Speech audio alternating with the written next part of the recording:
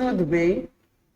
Como o nosso programa é à noite, eu costumo cumprimentar todo mundo, né? Boa noite, tudo bem? Mas as pessoas podem estar assistindo pela manhã, não é, André? À tarde, não é, gente? Com certeza. Então, olá para todo mundo, né? Esse é mais um programa nosso da TV e Casa, uma TV streaming, TV digital.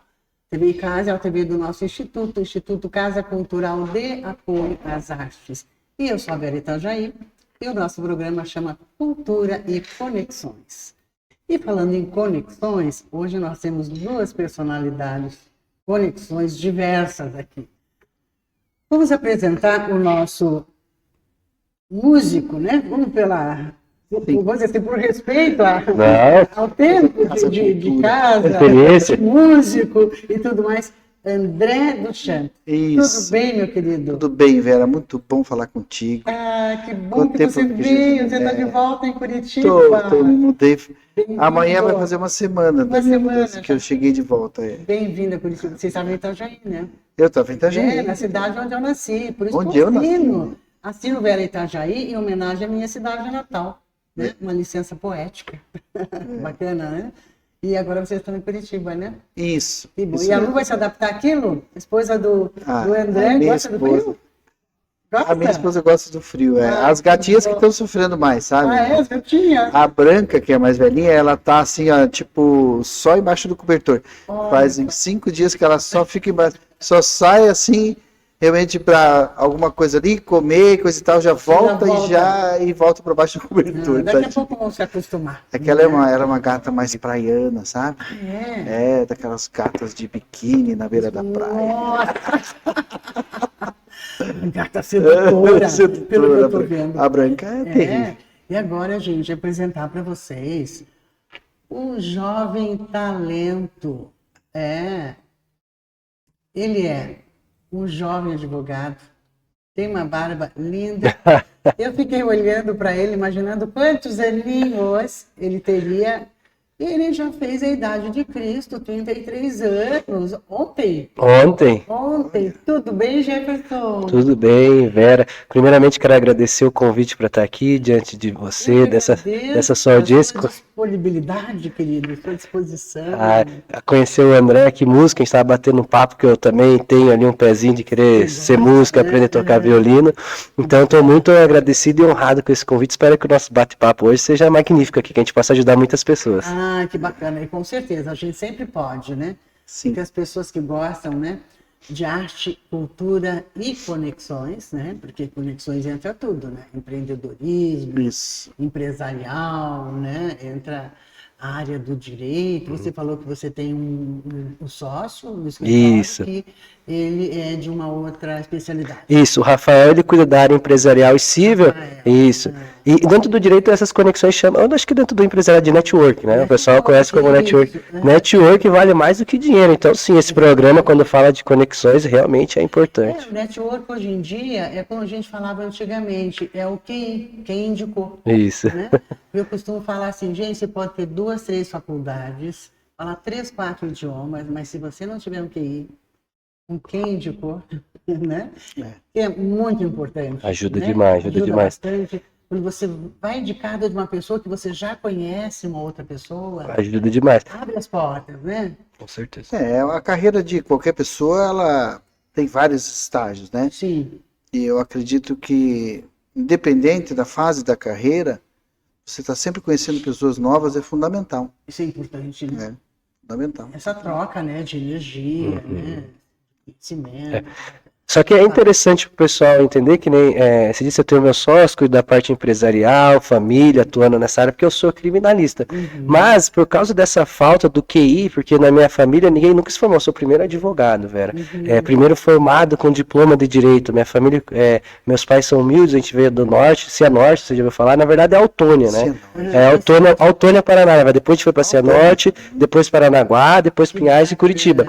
Então, uma família Tem um bem... roteiro aí, né? Já tô querendo Uma choque, família né? mais humilde, que quando eu me formei, eu tive aquele choque, pô, fui fazer um flagrante, né? Quando acontece um crime, você vai ali começar desde o começo o seu trabalho. Pô, a gente não sabe muito por onde começar, que a faculdade não ensina. E aí isso te Lado prejudica. prático, né? Não Isso, só o teórico. isso prejudica demais você conseguir cliente, não tiver experiência. Então, por isso até que eu virei mentor de advogados. Hoje eu vendo cursos na internet, que eu ensino os advogados, principalmente para aqueles que não têm padrinho, saber por onde começar, onde galgar, abrir uma comunidade para ajudar essas pessoas, porque network realmente é muito importante. E não é todo mundo que consegue estar num ambiente saudável. Ai, que bacana. Você, então, criou um grupo de network da área do direito. Isso, eu tenho um canal que eu Trabalho de educação, né? Isso. Eu tenho o meu projeto que é Diário de um Criminalista, que não falei agora, a gente foi pro YouTube, né? Que bacana, gente. Ele tem um Diário diário de um Isso. Sensacional. Que daí eu comecei a fazer episódios pro YouTube mostrando o meu dia, mas eu tenho a comunidade Diário de um Criminalista, onde os advogados se unem, que eu dou aula a cada 15 dias para eles sobre matérias do direito ali, criminal, e troca também experiência com outros advogados e convidados. Eu tenho advogados, por exemplo, agora está acontecendo o julgamento do Jairinho.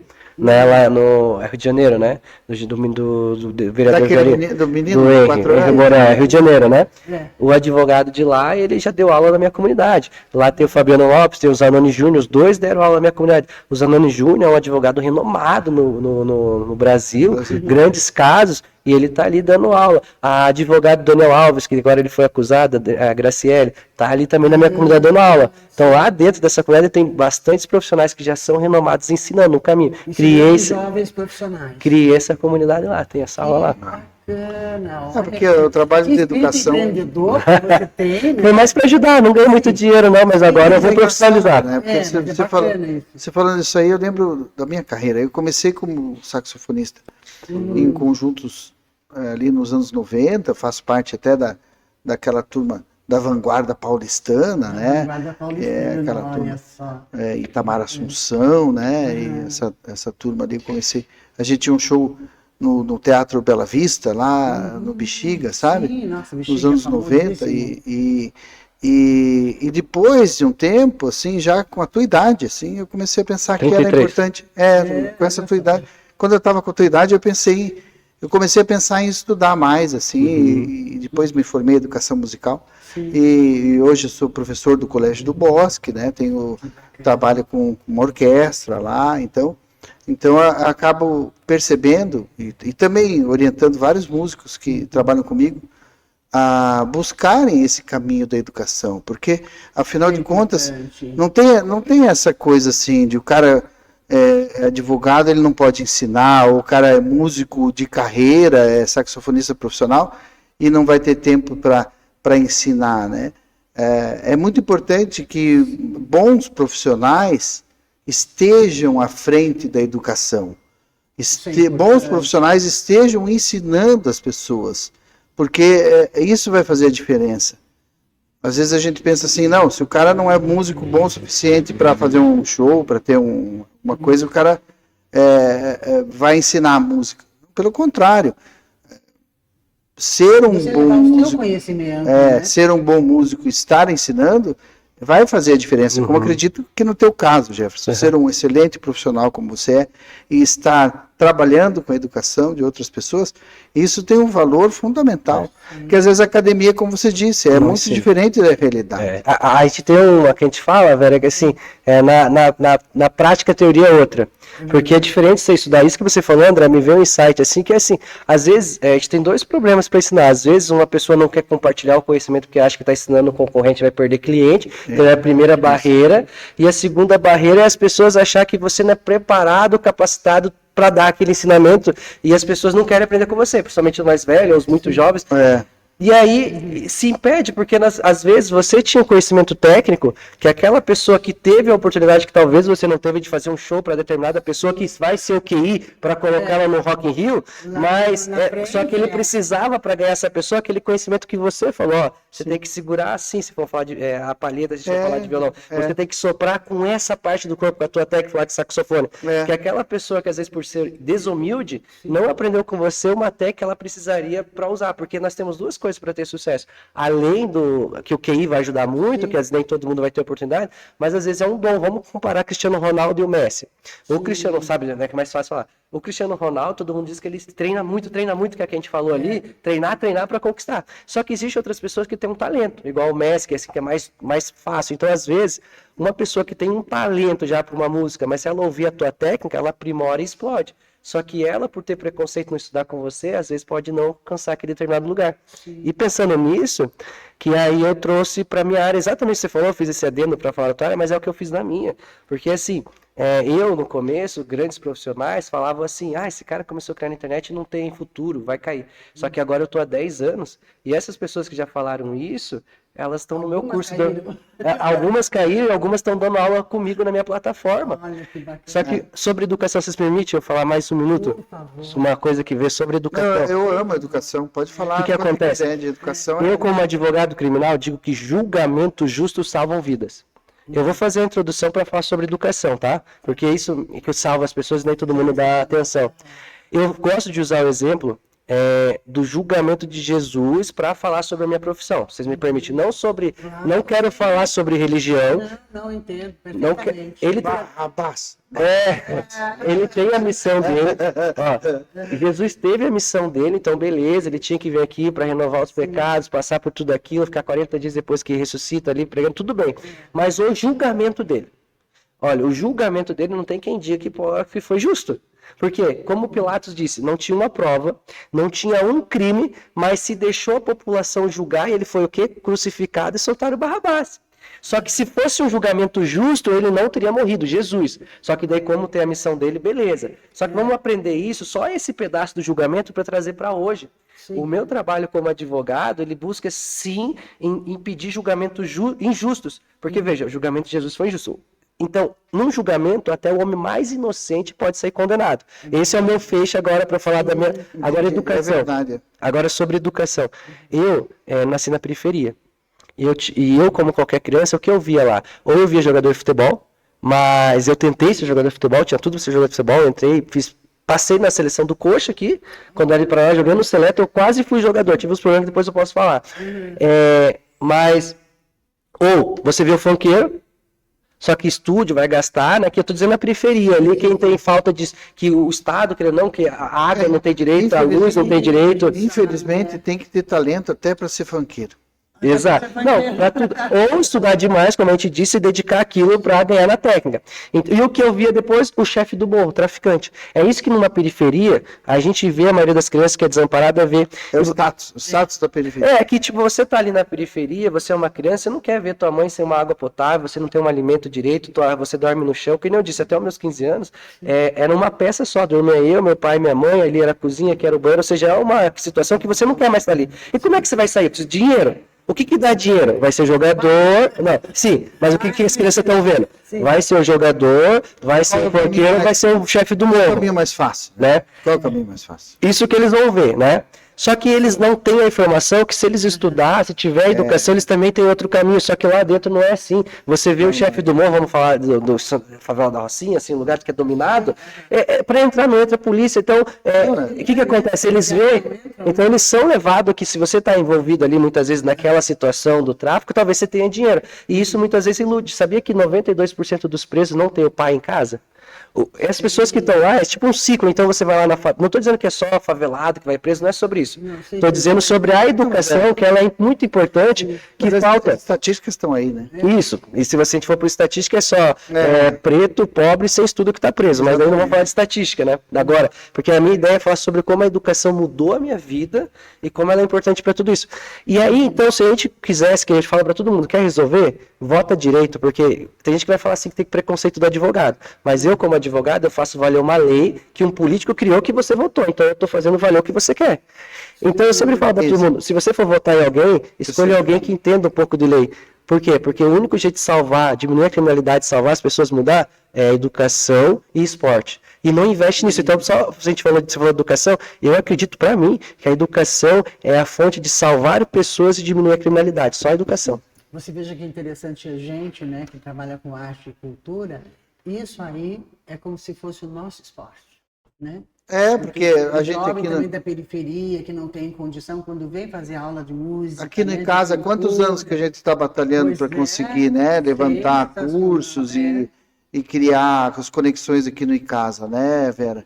E você sendo um baluarte disso aí para a cidade de Curitiba já há quantos anos já, né? Sim, Quantos anos tem o museu já? O Museu Frida Kahlo. 3 anos agora, E o museu já? Muito mais. Não, O Frida Kahlo. Instituto Instituto. Instituto e Casa já há mais tempo, já Há mais tenho tempo. há 6 anos.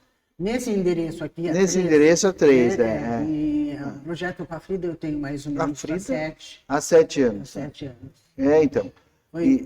Nossa, esse ano, no aniversário da Frida, dia 6 de julho, aniversário da Frida, 7 anos do projeto do museu.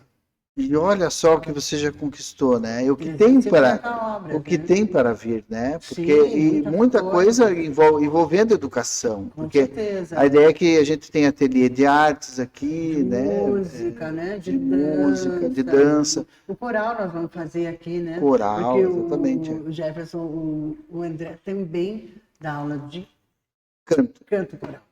Eu queria aprender a cantar. Olha só. Você já está convidado Então para tá ser um dos convidado integrantes pra do nosso grupo. Não, me manda, vou deixar Pessoas você interessadas mandar um em WhatsApp para fazer mim. agora. Que bom que você veio para Curitiba para a gente começar. Isso já estava assim, a gente ensaiando, então a minha vinda para cá por vários motivos, mas um deles também é para estar aqui presente aqui no Casa Mais, aqui com a Vera aqui para ajudar ela bacana, a desenvolver mais. Obrigada pelo teu apoio, né, André, que você está sempre tão presente.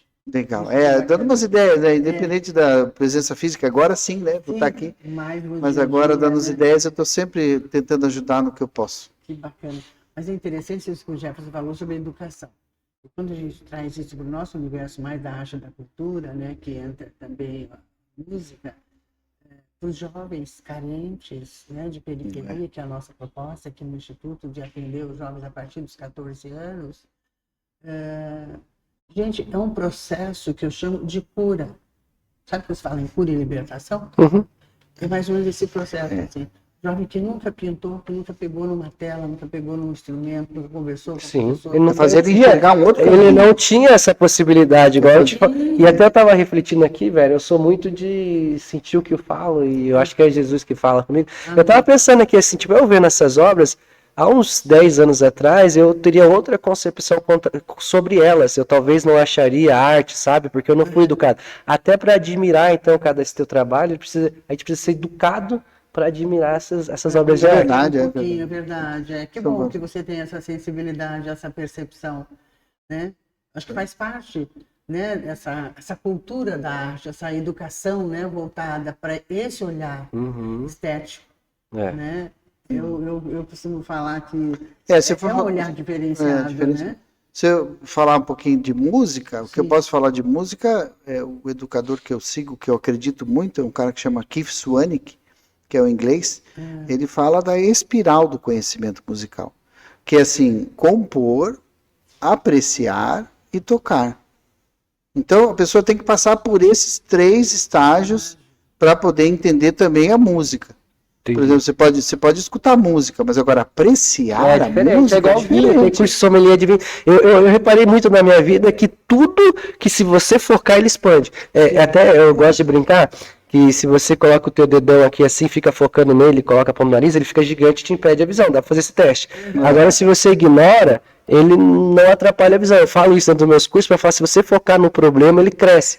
Mas tudo que a gente focar expande. Então, você vai falar de arte, é gigante o mundo. Vai estudar direito. Vou dar exemplo direito. Você estuda direito, é uma coisa. Só que lá dentro tem direito de família, direito administrativo, direito civil, direito trabalhista, direito criminal. Aí você vai só direito criminal. Aí nós vamos ter crimes tributários, crimes de sangue, crimes de injúria. E aí você vai focando. Então, e dentro da arte eu acredito que seja exatamente isso, né? Tipo, eu quero saber de arte, pintura. Então eu vou ver a tinta. Pô, você vai descobrir que existe dentro dessa questão de escolher a tinta muita técnica, né? Deve ser assim, música, o dedo, a forma, a estudo, deve ser tudo mais aprofundado, né? É o som, né? Todos os elementos do Fala som. algo muito técnico e profundo aí da música pra mim, pra eu sair com conhecimento bom daqui hoje. Diferente, que só se eu conversar com um músico, ele vai achar que eu entendo. Vou falar algo assim pra vocês. Alguma coisa para você muito técnico, assim, muito técnico. Galera, muito técnico. Quer impressionar o pessoal? Ele já deu uma palestra para nós, a gente tem alguns Você Professores, pode né, falar que Você Legal. pode comentar sobre o Epitáfio de Céiculos. O que é isso? Epitáfio de Céiculos é a primeira gravação de notação musical da história da música ocidental, que é numa ilha chamada Céiculos, na Grécia, Vou onde anotar. tem o Epitáfio de Céiculos. Epitáfio Epitáfio né, de? que é de Céiculos. Céiculos. Céiculos é o nome da ilha, né? S-E-K-I-L-O-S. S-E. K-I-L-O-S. Epitáfio. Céiculos. Olha, o menino. Como é que chama? O Google. Garoto. Não, já que eu anotei aqui, mandei para ele pra anotar essa parte, inclusive. Isso aí é muito interessante, porque Epitáfio de Céiculos é a primeira grafia musical grafia. grafia. Então, um cara lá, ele escreveu a melodia, escreveu essa O Céiculos que escreveu no caso. Não, o Céiculos é a ilha. E o epitáfio é uma escrita numa lápide de um túmulo. Então, essa escrita nessa lápide contém uma notação musical organizada referente a um canto lá para esse cara que faleceu. E que no túmulo desse cara que era quem?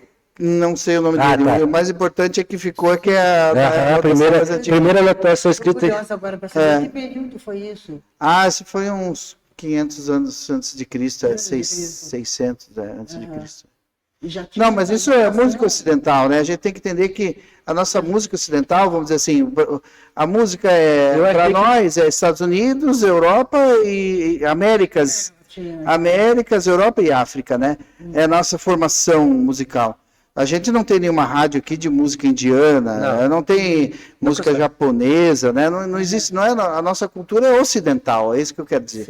Então, quando eu falo de cultura oriental, daí a gente pode falar do xamanismo siberiano, 12 mil anos, a primeira religião do mundo, podemos falar 9 mil anos da história da Índia, da música na Índia, então coisas muito mais antigas e coisas de outras proporções. Legal. Mas a música ocidental, ela vem em 700, né, com o Papa Gregório falando, vamos formalizar aqui a parte da estrutura da música, e isso demorou 300 anos, só que lá pelo ano 1000 é que Guido d'Arezzo, né, fez o Tratados Musicales, né, e aí o Tratados Musicales que é a primeira formatação das escritas musicais modernas, né, que demoraram mais 500, 600 anos para Johann Sebastian Bach transformar na música que a gente conhece hoje, né? Deixa eu ver. Conhecimento, né? Que espetáculo.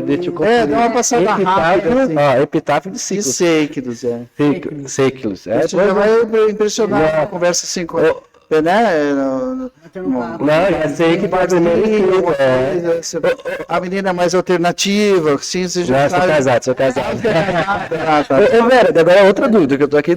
Ele falou da música, e você é artista manual e pintura também, certo? Sim, pintura e escultura. Conta pra nós agora algo técnico disso aí, pra gente saber. Que só quem estuda sabe. Pois é, a parte mais técnica mesmo, que daí não é uma coisa um trabalho que o artista faz, o artista faz a criação da obra. Tá. A parte técnica, como eu falei para você, aquelas obras ali, elas depois de feita, já esculpida, criada, né, na argila, daí vai para uma fundição, daí entra a parte técnica, que não é mais a parte do artista. Tem artistas que também vão buscar esse conhecimento técnico para fazer no seu ateliê um molde, no gesso, e para depois fazer no bronze, e manda fazer no bronze em algum lugar, ou numa resina. Eu só faço a parte criativa. Tá. De tela, assim, não tem alguma que é uma tela mais especial? Ou da argila, assim, que se você fizer um erro da água errada, não fica certo? Tem algo assim? Olha, que daí já seria algo que só quem faz sabe, né? É muito interessante. É verdade. Do meu ponto de vista, para mim, na arte não tem erro. Qualquer tela, qualquer pincel, qualquer mas para mim é muito. Se eu for tentar desenhar, eu vou fazer um bonequinho assim, palito. Eu sou horrível, meu boneco palito. Falta prática. Não. Só isso? Treino. Treino. Quando você está trabalhando com as tintas, jogando tinta, me falando do abstracionismo. Tá, sim. Abstracionista. Você está ali jogando as tintas, você tem a sensibilidade, que tinta você vai jogar ali? Qual é a cor? Que movimento. A minha mulher ela é dentista. E aí não tem verdadeiro, A minha- não tem certo ou errado. Ó, a minha esposa ela é dentista, ela faz porcelana e esse aqui é resina, né? Que eu não quis fazer porcelana ainda.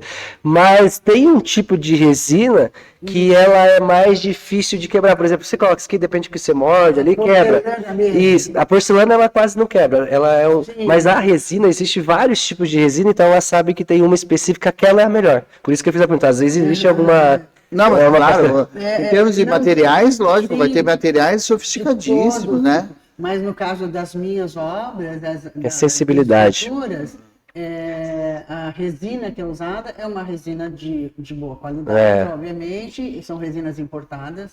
O Brasil nem tem essas resinas, né? E são caras, são materiais. No fim, assim, Aquelas pra gente pinturas ser em escultora. ouro daquelas igrejas, né, do século XVI, etc. Pintura em ouro, ouro. Ouro. E hoje em dia tem É uma loucura isso aí. Daí é material, né? Material da mais alta qualidade. no fim é investir na qualidade, né? Porque... Olha, sabe uma coisa que eu queria perguntar para você, já? Direitos de terceira geração. Isso sempre me chamou muita atenção. Por exemplo, Deixa eu ver se eu entendo. você sabe que na Itália, se você compra lá uma casa na região mais famosa da Itália, lá, como é o nome? Onde tem aqueles pinheiros, como é o nome, né? Sabe? O norte da Itália, lá. Ninguém pode fazer uma construção que impeça a tua vista. Esse tipo de direito mais sofisticado, onde você tem o direito de não perder a vista. Tá. Ó, vamos lá, André. Eu sou especialista em criminal. Sim. Então, tudo que envolve uma conduta humana, que anteriormente a prática daquela conduta estava dizendo que é crime, eu sou especialista em te ajudar a você não pagar uma pena, eu sou especialista em te absolver. Teve caso, velho, que entrar na casa do meu cliente, encontraram uma tonelada de drogas, eu consegui absolver ele, por causa demonstrando um erro da polícia. Então, assim, na área criminal eu vou conseguir esmiuçar o que você quiser. Isso aí nós estamos falando do direito direito civil e principalmente de habitação, mas eu tive um problema no início da minha advocacia com isso, então eu tenho um pouco de conhecimento para te falar. Sempre assim, tá? sempre assim. Por isso, mas para te dizer que às vezes, se eu não falar alguma coisa, mas a lei mudou, atualizou, sabe? Que advogado é chato. Tem isso também, né? Advogado é chato. E aí, a maioria dos advogados não são muito gente boa. E aí eles veem outra coleguinha na TV, e aí seu coleguinha fala alguma coisa que acha que quer descascar, já vai lá no Instagram, fala besteira. Eu que sou uma pessoa pública, então assim, já tô tentando me eximir que se eu falar alguma coisa que mudou na lei, cara, eu não estudo isso, mas tudo bem. O que acontece? Só um exemplo, assim. Sim, não, eu vou te falar o que eu passei. Quando você constrói algo, durante 1 metro, vai ser resguardado 1 metro, tá? Sim. Da tua Da tua divisória ali, você deixa 1 metro ali pra você. Né, até. Só que assim, daqui pra cá, se você construir colado aqui, a pessoa tem o direito de construir um muro na parte dele. Então vamos dizer que aqui é o meio. Aí você não construiu 1 metro para cá, construiu colado. Aqui no terreno dele, ele tem o direito de construir o muro. Construir colado. Ele tem o direito. Porque você não pagou para Deus ou para o universo a obra de arte da vista. Entendeu? Você tem o direito da sua construção, espaço físico. Eu estou resumindo da maneira mais leiga possível. Então, assim, a pessoa pode subir o muro, sim, se for dentro do terreno dela. Mas então essas coisas que acontecem na Europa, do cara não poder construir... É que daí a lei europeia é diferente. É muito mais sofisticado. A lei territorial, desculpa, Vera. A lei territorial do Brasil vale no Brasil, a da Europa eu não conheço. Mas o que acontece? Isso também é porque, vamos dizer que você fez um prédio ou algo maior e dá de frente para a janela a sua vista e tem alguém tomando banho, a pessoa tem gente que gosta de andar pelada em casa, aí sai assim, aqui dentro, aí você fica vendo, não, então ela tem o direito de construir esse muro para tampar a privacidade, para garantir a privacidade dela. Agora, uma pessoa pegar e construir... Agora vamos dizer assim, a casa da pessoa é aqui, né? Você tá lá no 4º andar da tua casa, ela querer construir um muro só para te ferrar. Aí eu acho que cabe uma discussão. E além do muro também cair, né? Mas aí cabe uma discussão. Mas se ela estiver protegendo a privacidade dela, pode. Não, mas eu quero dizer com o que eu quis dizer foi o seguinte... Que maravilha ter uma vista garantida. Não, tipo assim, que evolução do direito para chegar numa civilização onde uma pessoa tem o direito de não perder a vista que ela tem da casa dela. Interessante. Tipo assim, é isso que eu quero dizer aqui. É muito tipo É, que aqui a gente ia ter que mostrar que na Constituição Federal a gente tem algumas coisas que chama de cláusula pétreas. Mas é que nada pode mudar. E a privacidade é uma cláusula pétrea. Também. Aquelas vistas, aquelas ruas lá. Eu queria lembrar o nome desse lugar. Eu preciso. Lu, a gente precisa ir visitar esse lugar depois. Pois é. Na Itália, né? Onde tem aqueles vinhedos, onde tem. Não lembro os nomes. Então tudo aquilo é meio tombado já, né? Também, como você falou, né? Aquilo já é uma coisa assim tão antiga que já alguém aqui do tá. lado agora constrói um muro ali no terreno dele. Hoje a lei brasileira, se tiver algum advogado de direito civil que estiver falando besteira, mas não tô, ele garante você que fazer um muro para salvar a sua privacidade. E essa foi uma situação que eu passei no processo que a gente se envolveu com isso, sabe? E a juíza mandou, né, a situação do processo ali foi que tinha que tampar a janela. Nem construiu a janela pro lado do vizinho. Ou você tampa a janela, ou a pessoa pode construir um muro, e dependendo do que der, tem gente que tem que pagar uma multa, cara, pelo outro cara, pra você ter uma janela virada. Depende do juiz, que cabeça de juiz e bunda de neném a gente não sabe o que vai sair, entendeu? E aí, às vezes tem que pagar a multa. Você nunca vai saber a hora que você vai pagar. Mas assim, isso aí, que nem você falou, é o que eu posso te afirmar isso com toda a certeza do mundo. É que a pessoa tem direito de garantia de privacidade. Concordo? Pô, depende muito. Eu acho que tem que avaliar cada caso, sabe? Mas eu entendo assim, lembra do litoral? Mas obrigado pelo esclarecimento. Eu vejo assim que no litoral, normalmente, não pode construir os prédios muito altos. Para não fazer perder a vista Mas do daí mar, não é visto. Aí é uma questão de que existe o potencial construtivo. E eu não sei, é o nome técnico também, mas meu sócio saberia, porque ele trabalha na área de direito administrativo, que em determinada área da urbanidade tem um limite para cima que você pode subir no céu, o limite você pode construir de andares. Isso por causa do direito aeronáutico, os aviões passar, e também dizem que é estudo de solo, mas principalmente por causa das áreas que passa o avião. Nas praias, o solo, a areia lá é mais fina, tal, então tem um limite de construção, mas tem um limite para subir para cima. Mas sabe que é o plot twist? Não, sabe qual é o plot twist?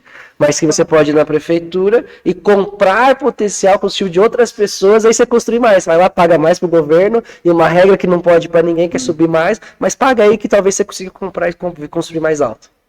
Comprar das outras pessoas? Assim como aquela coisa do... Mas meu sócio que manja disso daí também. O negócio é impedir que isso seja condenado por prática de crime. Não é bem o teu... Não é a tua especialidade, né? Mas eu trabalhei no começo, então eu sei pouca coisa, porque durante uns 2 anos eu mexi com isso. Mas sabe que esse lance da história da...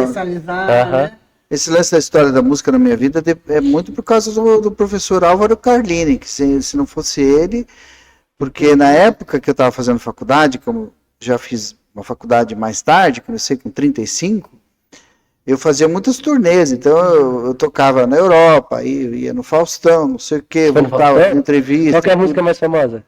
E a minha música mais famosa? Essa que tocou no Faustão, você foi lá tocar? Era do tubo, era daquele show Olhares Obscenos, bem legal. Mas o Olhares Obscenos do show... Vai dar uma palhinha no final pra nós? Posso sim. Não, porque foi no Faustão, vamos ver qual que é. Eu acho que você consegue. Não, mas tinha um professor que ele trancar, porque eu fiz na Federal, no meu curso de música na Universidade Federal do Paraná, é um curso excelente de musicologia. Forma excelentes professores de música, maravilhosos. E um desses professores que dava aula lá, o Álvaro Carlini, na época ele era professor de História da Música, chegava 15 minutos depois do começo da aula, ele trancava a porta, você não podia faltar. Tinha o Black Book, ele tem o Black Book até hoje, você tem que assinar. Ele falava assim, o povo brasileiro está pagando a tua educação, então você tem que vir para a aula.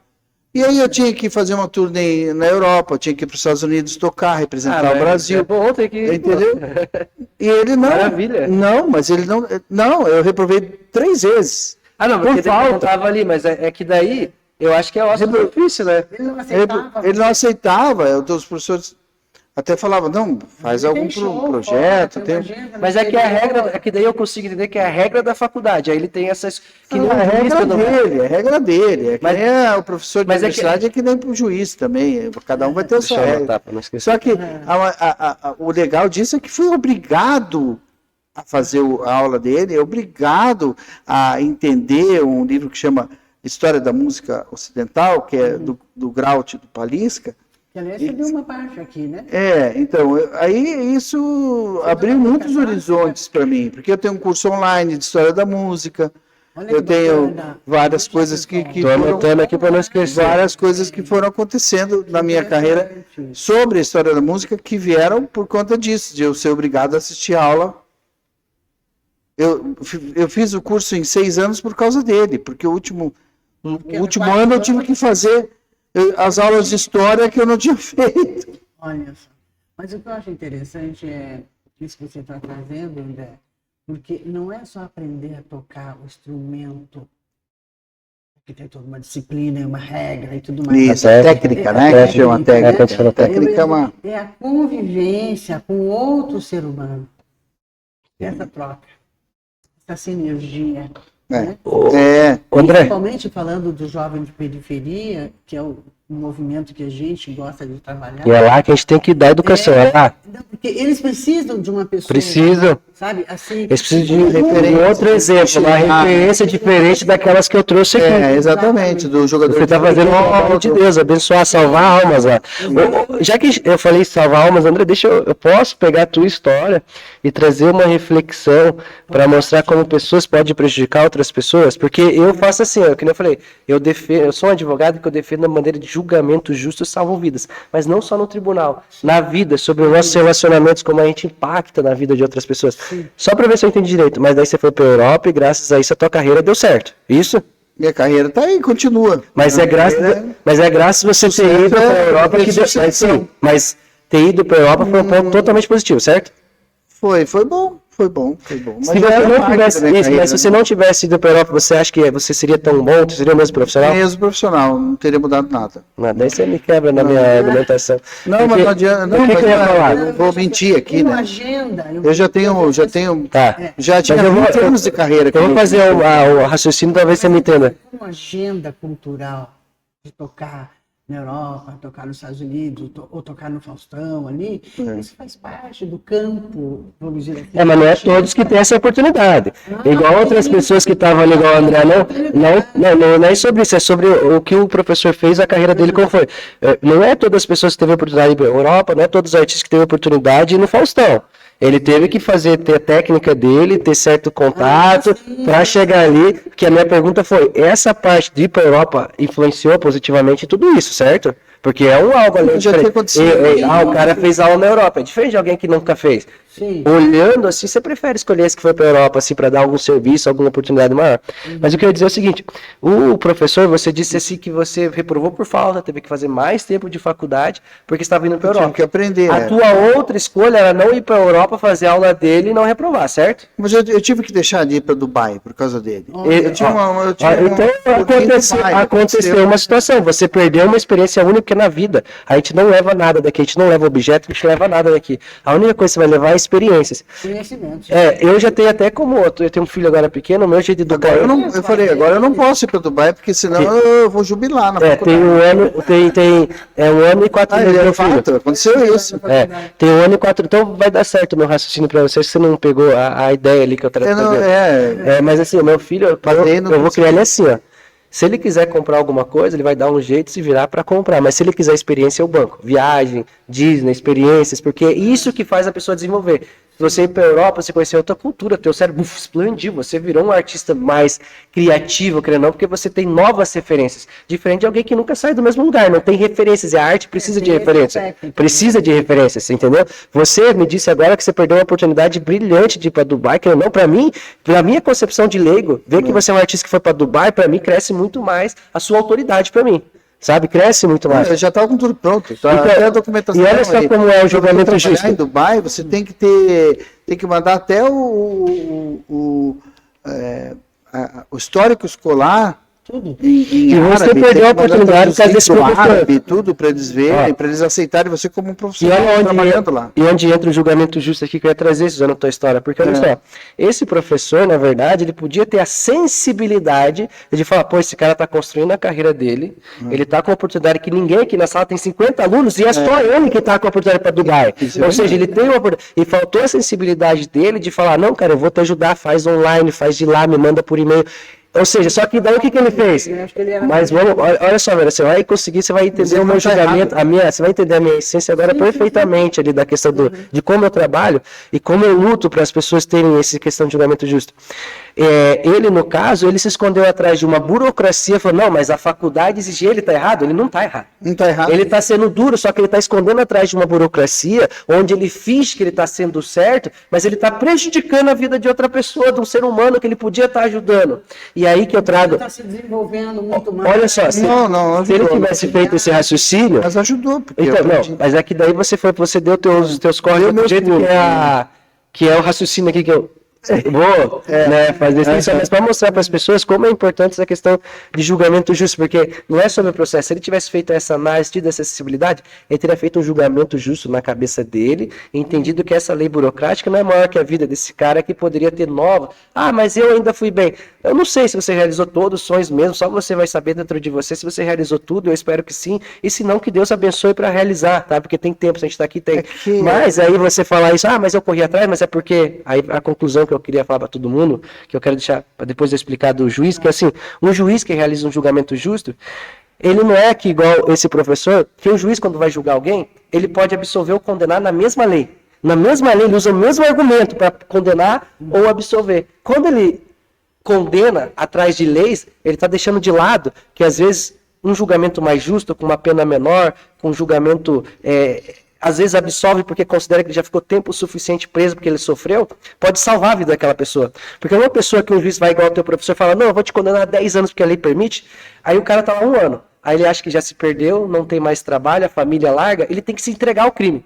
Se o juiz tivesse soltado ele num tempo justo, talvez ele não se entregasse ao crime. Então, um julgamento justo não é sobre só ter que fazer toda essa análise de sensibilidade para ver quem é o ser humano que está ali. Mas não só no julgamento, mas na vida. Por isso que eu falo, julgamento justo salva vidas. Aí a mensagem final que é, igual o André disse, no final ele fala, mas eu corri para o outro lado. Ou seja, se você estiver sempre no caminho certo, no caminho de Deus, fazendo as coisas certas, se você não desistir, alguém vai tentar te barrar. Vai vir pessoas colocar obstáculos, você vai ter uma chance, eles vão derrubar. Mas se você acreditar em você, vai ser impossível segurar. Veja, o André que nem disse, mas deu tudo certo.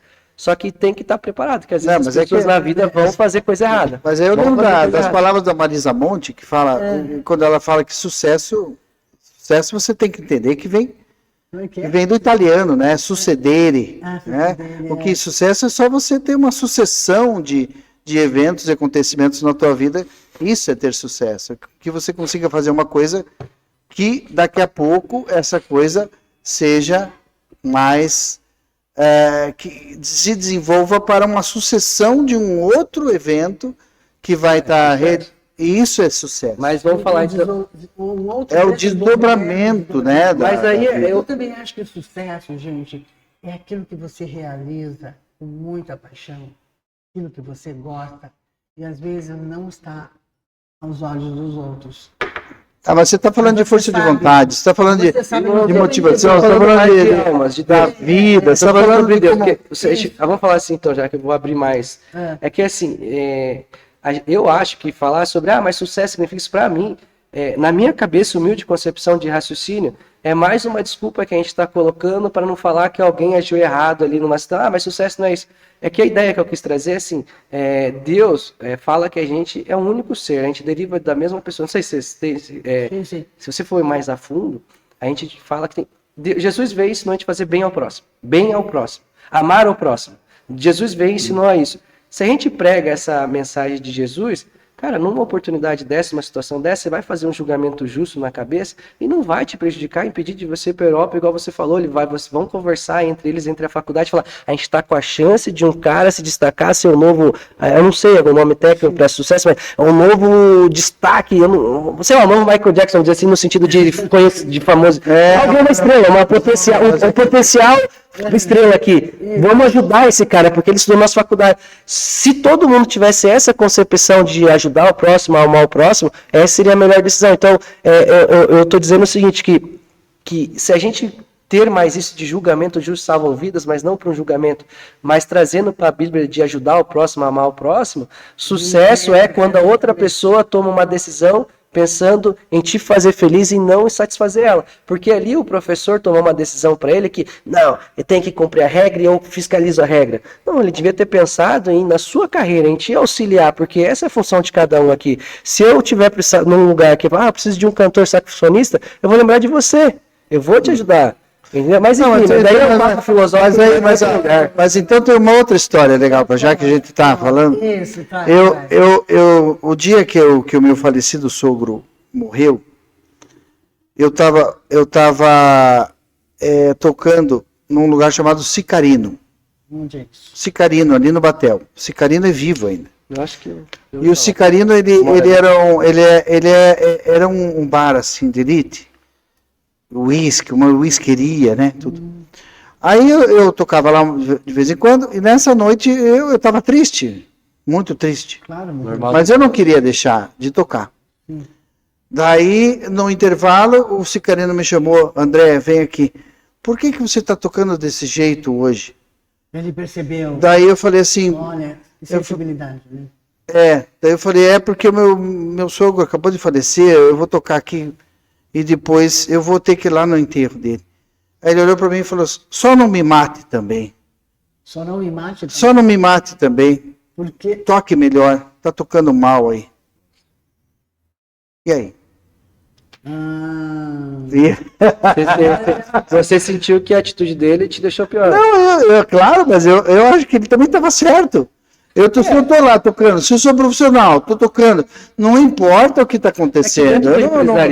vocês têm que É lógico, eu me deixei minha música, mas eu sou assim. A minha música mostra como eu estou me sentindo. É isso que a minha música faz. Mas aí é que vai dentro da burocracia, que eu digo assim. Entendeu?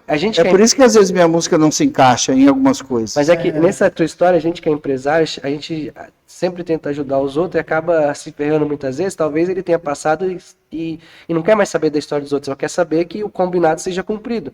Então, se você foi até lá e tá tocando, toca direito ou não venha. Isso foi o que ele quis dizer. Mas assim, uma pessoa sentimental vendo isso vai achar o cara um escroto, um babaca, foi. Mas depende do lado da história. Aí eu posso trazer isso para vocês para direito penal, sabia? É o mesmo fato que aconteceu. Queria que puxei isso para ele trazer para nós. Porque assim, a gente acabou de ter duas percepções do mesmo fato, onde ele tem um momento dele e o dono do estabelecimento tem o direito dele de exigir um bom serviço já que está prestando. Perfeito. Dentro do direito penal acontece um fato. Vamos lá. José matou Pedro. Nós temos um fato que aconteceu. No olhar da acusação, esse homem é um carrasco, olha como ele tira a vida das pessoas, ele não tem discernimento, ele não liga para a vida do próximo, ele tem que ficar preso, senão ele vai sair matando todo mundo. A outra versão poderia ser, mas o Pedro tentou matar o José, ele se defendeu, ele não teria feito aquilo se não tivesse a sua vida ameaçada. Que ser humano não vai defender a própria vida, né? E aí, veja, o mesmo fato, ele tem duas versões, e dentro de um processo, aquele que conta a melhor versão, sobre o mesmo fato, convence que aquilo que aconteceu é o que vai vencer, sabe, no processo. E tudo na vida é assim, tudo tem dois olhares. Eu digo que no relacionamento tem a história do homem, da mulher e a verdade. Mas a verdade só Deus conhece. É por isso que é com ele tudo. Interessante. Não, sobre o fato Não tem como. Não, mas é muito legal, é verdade. Que fala de Deus de um jeito tão bacana, assim, né? Obrigado. Que lindo, que lindo. É verdade. Opa, tem um som por aqui? Alguém está tocando na música? Contrata, vem tocar. Já pensou? Que maravilha. Plim, plim.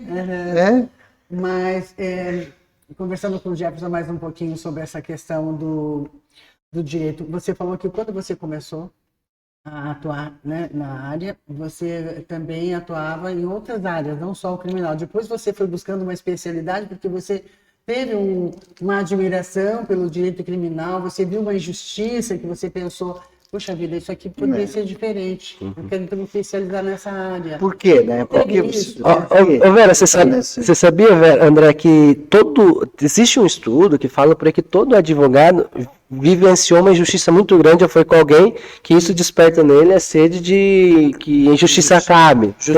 Diz que todo advogado foi isso. Né? O que acontece? Eu, quando era criança, que eu falei, era muito humilde, eu passei 1 mês, 2 meses na casa de um primo meu que que ele casou com a minha prima, não é de sangue, e ele era delegado. Então foi a primeira vez que eu tive contato com uma experiência de alguém que tinha uma condição financeira melhor. Então, para mim, eu tinha que fazer direito. E eu ia ser delegado, prender bandido, dar tiro, ele era um senhorzinho japonês, tá cheio de tiro. E aí, ele faleceu. Ele foi a tua referência. Mas ele faleceu antes de eu ter idade para ir pra faculdade. E só que ele disse para mim que queria muito que alguém da família dele fizesse direito, a minha prima não quis, tal. Ele falou para mim que ia me ajudar. Aí quando ele morreu, eu tive a idade, eu pedi para minha prima, falei: me ajuda aí, porque o seu João falou que ia pagar para mim, eu não tenho condições. Aí ela falou que pagaria metade. E aí eu fui lá e fiz o ProUni, fiz a bolsa, e consegui bolsa, consegui daí por causa da minha nota do Enem. Entrei na faculdade querendo ser delegado. Só que daí lá eu conheci um professor que era advogado, e na minha cabeça o que mexia muito com isso, sabe? Eu sou advogado trabalhista, e ele tava com uma gravata de R$2.000 da Burberry. Eu falei: não, meu Deus do céu, cara, eu quero ser advogado. Então ali eu quis ser advogado. Então eu não quero mais ser delegado, porque me movia isso, eu queria mudar em questão financeira. Só que aí eu fiz vários. Para você ser um delegado, precisa ser um advogado. Você precisa se formar em direito. Se formar em direito. Para você trabalhar. Então, os primeiros requisitos se formam em direito. Aí, para ser delegado, você tem que comprovar 2 anos ou 3, salvo engano, de experiência. E você se forma a experiência como advogado, porque a única coisa que você pode fazer quando se forma em direito é fazer a prova da OAB e passar. E aí, para você provar a experiência é mais fácil. Juiz aí já também tem. Então, você tem que. Só que tem muitas pessoas que vai lá fazendo um adendo, que aí tá estudando para concurso e só assina a peça, não trabalha. Aí essa falta do trabalho, da experiência, prejudica lá na frente, que vira um juiz de prédio, que a gente fala, que não tem experiência de rua. Mas voltando. Aí, o que aconteceu? Meu tio, ele foi assassinado por uma mulher dele, que ela enganou, ele fez uma... Porque tentou roubar ele tinha um bar, armou lá e matou ele, sabe? Isso já me deixou indignado, mas principalmente, aí eu quis ir para a área criminal porque começou a tocar no meu coração, não por causa do meu tio, mas aconteceu isso, né? Porque até defender.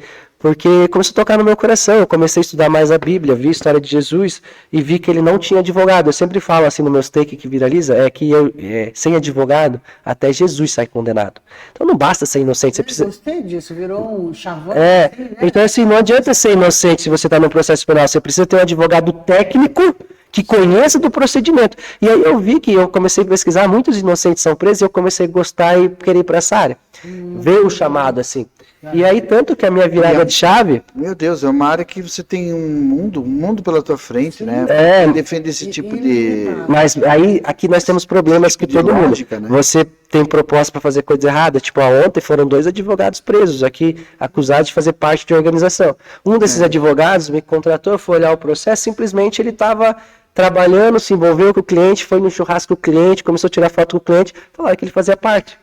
Então, assim, a nossa profissão ela tem vários riscos também, sabe? Como o juiz, o pessoal, os ministros lá, né, que ficam dando a cara para bater nas mídias sociais, que juízes não podem... juiz tem uma lei que não podia dar entrevista. Tá falando, não sei o quê, né? Se não é dar entrevista. Ele é juiz influência. Não dar entrevista, para não falar besteira, que o juiz não pode comentar dos casos, sabe, que estão julgando. Então, diz para eles não fazerem... Diz para evitar isso para todo, né, que já está pensando. Mas aí... isso aí é uma garantia que eles têm que ter, mas tem liberdade de expressão, mas tem sim regras específicas para quem é juiz não deve. Mas o cerne aqui da questão é que, como qualquer profissão, a gente tem que sentir um chamado, né? Você músico, artista, tem que... Porque tua criatividade... Eu advogando, eu sou muito bom quando eu tô advogando. Tem várias sustentações, assim, com toda a modéstia do mundo. Mas é que você comparar, assim, dá para saber. Mas, enfim, aí, eu, advogado trabalhista e tal, senti no meu coração tudo isso e eu falei, não, eu vou ser advogado criminal. Nunca fiz um estágio de advocacia criminal, fiz em outras áreas para ter certeza que eu não queria fazer as outras, eu fiz até em direito marítimo, aduaneiro, sabe? Eu conheço... É bem legal, né? Eu tenho bastante conhecimento de várias coisas assim aleatórias, sabe? Só que eu queria ser criminalista, eu sentia no meu sangue. Aí como que eu tive a prova disso? Nos primeiros anos, meus clientes que vieram por indicação eram empresários, então eu tinha crimes ambientais, essas coisas assim. Eu entrei ali, e aí junto deles, empresas, vinha coisa de licitação, outras coisas que meu sócio ia cuidando. Mas de primeira, o meu primeiro trabalho foi de licitação, barrar uma licitação em Rio Grande do Sul. Só que aí, com 2 anos de advocacia, a minha prima, estava sendo acusada de fazer parte do PCC e tinha mandado matar uma pessoa. Eu vi, o julgamento dela ia acontecer, julgamento do júri. Todo advogado criminal, André... Um júri direto já. Porque é homicídio, né? Qualquer crime tentado ou doloso contra a vida é no júri. E aí dizem que advogado criminal de verdade tem que ter experiência do júri. Por quê? Pera, vou te explicar. Um processo, às vezes, ele demora anos, demora sempre, muitos anos. Aí tem uma fase de acusação, defesa, audiência. Na audiência tem perguntas, interrogatórios, depois vai para o juiz dar uma sentença. No júri, acontece tudo ao vivo na frente de 7 pessoas comuns que são jurados, que no final tem que dar a sentença. Então, ao vivo, o advogado tem que perguntar, ao vivo, o advogado tem que se virar, e ao vivo, no gogó, o advogado tem que apresentar a defesa. Então, o júri é o que mostra que é um cara advogado criminal. E aí, minha prima estava sendo acusada, e aí eu tinha me informado, chegou o júri dela, eu falei, pô, minha prima que pagou minha faculdade, chegou em mim e falou assim, ajuda a tua outra prima, pra mim. Aí eu falei, não, ela pagou minha faculdade, é óbvio que eu vou fazer. E eu estudei o processo e me convenci que minha prima era inocente, só que era ruim porque eu cresci com ela. A gente brincava de pega-pega, crianças, né, 4, 5, eu cresci, dos meus 5 aos 10 anos, eu cresci com elas. O envolvimento pessoal A era minha muito grande. família era muito família, uma época atrás, que agora morreu, os patriarcados se afastam. É, uma relação. Mas a minha família, todo Natal, se envolvimento reunia. pessoal, né? A família do Brasil inteiro vinha de São Paulo para ficar 7 dias na casa da minha tia. Então a gente cresceu junto. Era... Então eu sabia que, pô, não faz sentido isso. Aí fui lá, aí esse júri eu tava muito pressionado, porque além de ser um cliente, que muito advogado pensa, se for condenado ele vai querer me matar. E tem cliente que é assim, que confunde as coisas, acha que contratou um advogado, contratou absolvição. Se não foi absolvido, a culpa não é dele que praticou o crime e foi condenado, a culpa é do advogado que não absolveu. Então tem todos esses perigos também, tem gente que é maluco. Aí nesse dia eu peguei e falei pra Deus, pô Deus, se isso aqui for minha profissão, me usa, vê o que tem que ser feito aí. Nesse júri, eu fiquei até de joelho, que eu senti no coração, minha prima foi absolvida 100%, e ali eu falei, não, eu sou advogado criminal. E aí eu fiz só criminal dali pra frente. Que coisa fantástica, que testemunho. Não, lindo, fora que é uma coisa. Não é uma coisa leve o que você está falando. Não. É, parece leve quando eu tô falando. Não. É que eu consigo deixar. É uma das carreiras e uma das funções Injusta. da nossa sociedade mais pesadas que existem. Sim. Né? Dentro da nossa Se for falar energeticamente ainda, meu Deus do céu. Porque é uma coisa que, por exemplo, filmes, a gente vê filmes e tudo, e arte Imita a vida. vai imitando a vida ali, mas agora a vida em si, nua e crua, como esse rapaz vive, isso aí é muito bacana. E eu já vi cada loucura, eu vi cada loucura e você que é um rapaz muito jovem, uma live aqui. o meu conselho que eu posso dizer, que é um conselho já de uma pessoa que tem muito mais experiência de vida e uma carreira muito mais extensa que a tua, é que você pode ter certeza que vão acontecer coisas maravilhosas na tua vida ainda. Glória a Deus, e essas coisas vão te levar a realizar coisas muito maiores ainda para outras pessoas além de você. Amém. Que essa tua esse teu depoimento, essa coisa que você vem mostrando aqui, só tem, para mim, só demonstra uma coisa, que é muito necessário o que você faz para a vida do país, não é só para a tua vida, é do país inteiro, do Brasil. O Brasil precisa de Jeffersons. Sim, claro. Agora é interessante, Jefferson, meu marido é advogado também, criminal, procurador federal do INSS, é uma outra área, sim. Mas ele já está aposentado como procurador federal. Mas como advogado a gente entende bem, né, tudo isso que você está falando aí, né, que não é fácil as coisas, né, tem os dois lados, né, você tem que ter assim muita sensibilidade, né, para você transitar, vamos dizer assim, né,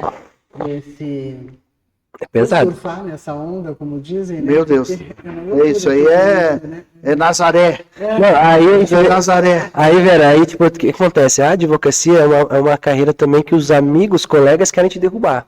É muito pesado. E aí eles veem assim, às vezes, o Gerson foi dar entrevista, foi na TV, aí é fácil. Pô, mas assim, aqui eu tô 10 anos advogando. Meus 2 primeiros anos eu não recebi R$1 praticamente. Sem R$1 no bolso, assim, não era porque eu não tava recebendo, é porque eu tava recebendo um golpe de um sócio que a gente não, né, a gente não tava sabendo.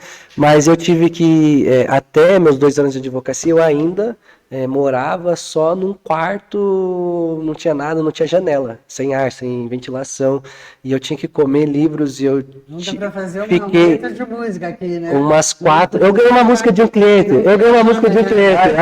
Aquilo eu fiquei feliz, cara. Eu soltei ele era jovem, 20 anos, tava no terceiro processo, e falei, mas eu sou inocente, sou inocente. Falei, bom, inocente todo mundo é lá atrás da cadeia, já está acostumado. Mas a gente fez um propósito com Deus, que eu consegui resolver a vida dele, um jovem de 20 anos, que depois ele virou MC, empresário, e saiu da vida do crime, e um dado, que não sou eu que faço, é Deus. 60%, 2/3 de todo mundo que vai preso volta a ser preso. Os meus clientes, 50% não volta. Esses dias, agora, semana passada, teve um rapaz que ele foi preso com 35 quilos de drogas.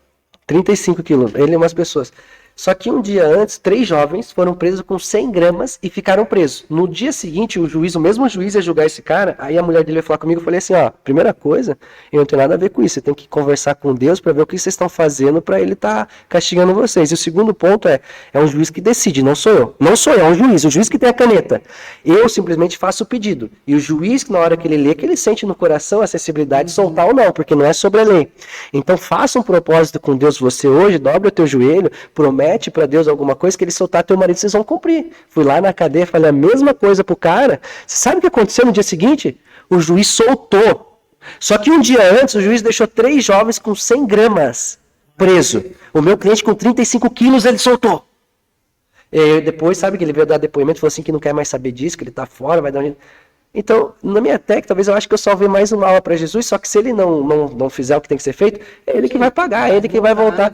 Mas eu trabalho assim, sabia? Os milagres, é muita loucura, né? É o que eu pensa, na educação musical, de novo, as igrejas e essa coisa de Jesus, né?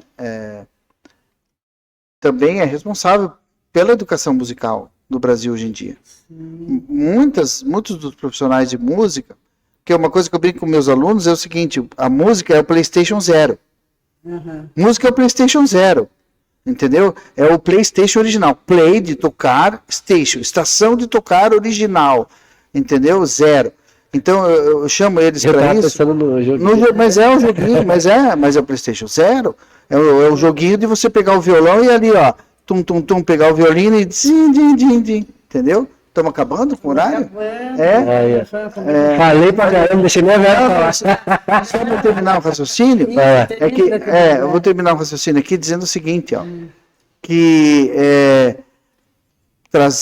salvar almas para Jesus, como você está fazendo, isso é uma função também que você vê nos presídios, nas cadeias, de pacificação de todo um meio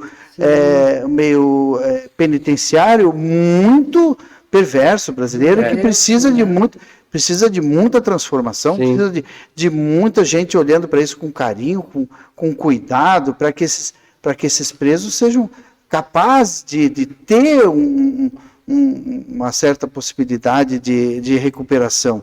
Ressocialização, eu não tenho nem mas eu, como parte da rede de solidariedade, eu faço parte da rede de solidariedade da Fundação Cultural, e fui tocar muitas vezes no presídio, até no presídio do AU, quando tinha ainda... Eu trabalhei lá, fazendo de preso, como estagiário.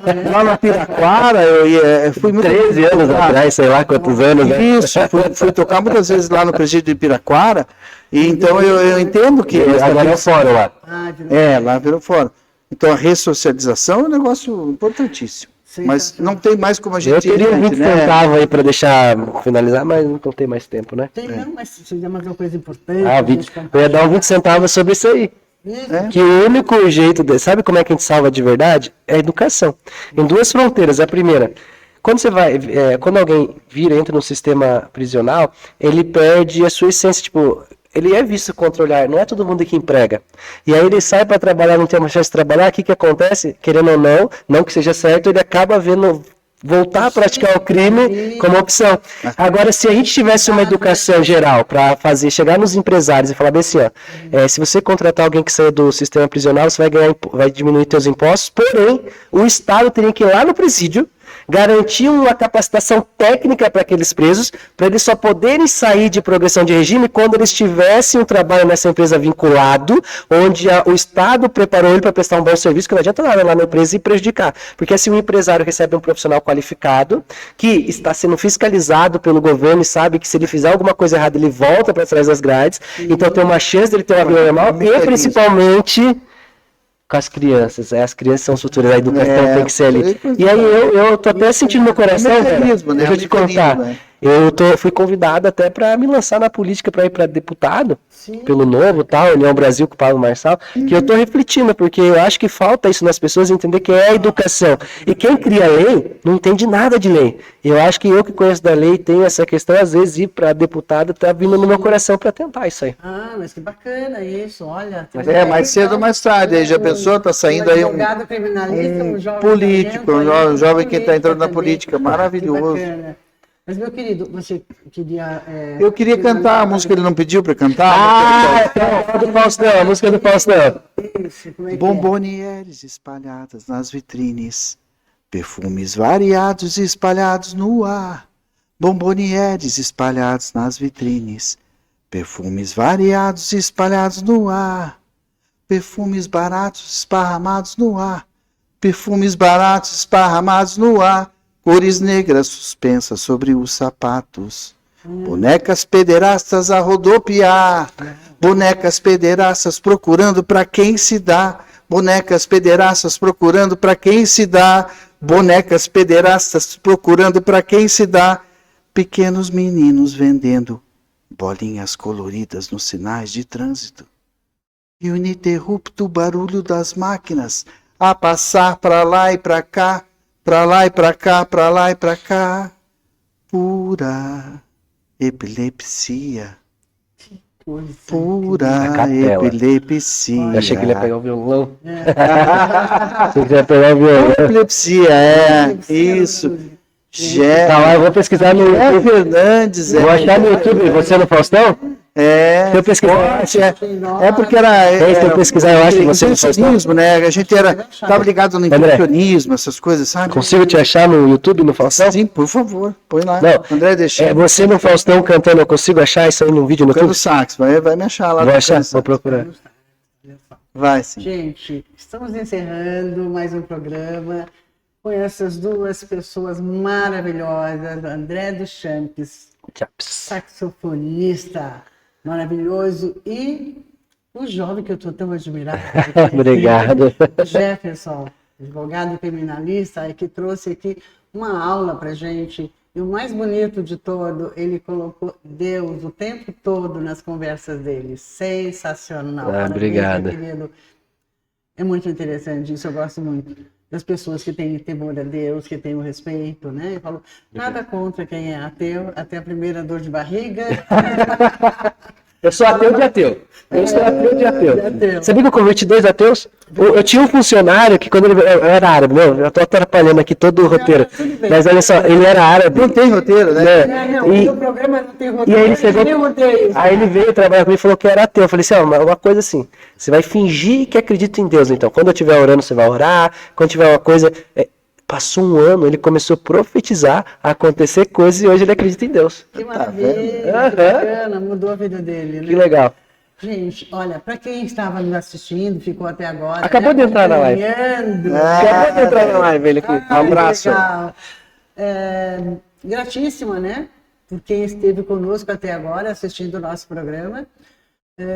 Cultura e conexões, é o que vocês viram, então, muitas conexões, né, André? Sim. Né, Jefferson? Claro. Então, daqui a pouco a gente começa um outro programa, começa às 21 horas, vai até às 22, que é o Prosaica Poética, né, com um escritor bacana, depois eu vou revelar o nome dele para vocês, um outro poeta maravilhoso que está chegando aí, o Fernando Martins.